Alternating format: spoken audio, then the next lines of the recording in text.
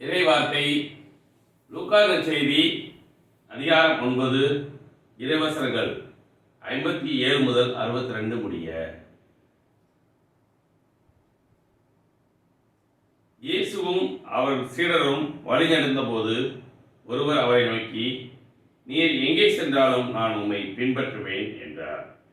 இயேசு அவரிடம், நரிகளுக்கு பதுங்கு குழிகளும் வானத்து பறவைகளுக்கு கூடுகளும் உண்டு, மானிட மகனுக்கோ தலை சாய்க்கக்கூட இடமில்லை என்றார். இயேசு மற்றொருவரை நோக்கி, என்னை பின்பற்றி வாரும் என்றார்.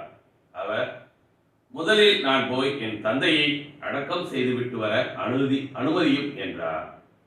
இயேசு அவரை பார்த்து, இறந்தோரை பற்றி கவலை வேண்டாம், அவர்கள் அடக்கம் செய்யப்படுவார்கள். நீ போய் இறையாட்சியை பற்றி அறிவியும் என்றார்.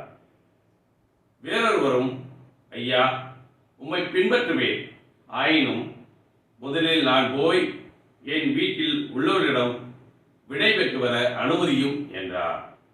இயேசு அவரை நோக்கி, கலப்பையில் கை வைத்த பின் திரும்பி பார்ப்பவர் எவரும் இறையாட்சிக்கு உட்பட தகுதியுள்ளவர் அல்ல என்றார். கிறிஸ்துவின் நற்செய்தி.